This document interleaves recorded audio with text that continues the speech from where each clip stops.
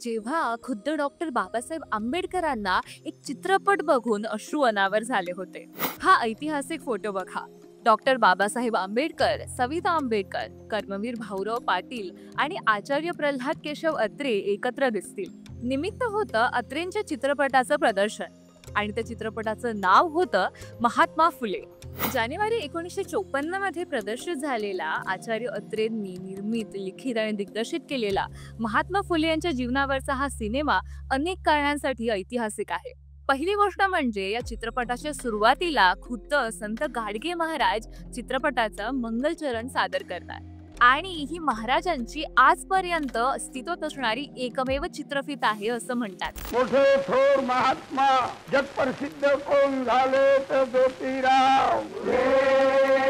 समाजसुधारक कर्मवीर भाऊराव पाटील सुद्धा निवेदक म्हणून या चित्रपटात झळकतात. इतकंच नाही तर बाळासाहेब ठाकरेंचे वडील प्रबोधनकार केशवराव ठाकरे यांनी सुद्धा या चित्रपटात एक भूमिका साकारली आहे.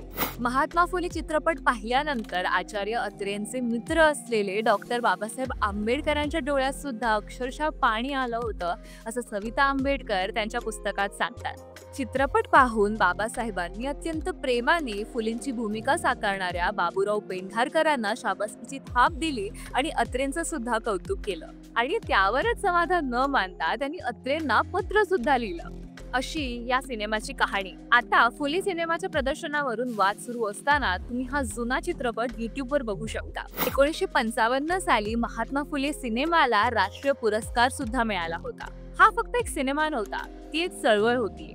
जाणकार माणसांच्या हातात असला तर सिनेमा सामाजिक बदलाचं साधन बनू शकतो. हे तेव्हा जितकं खरं होतं तितकं आजही आहे.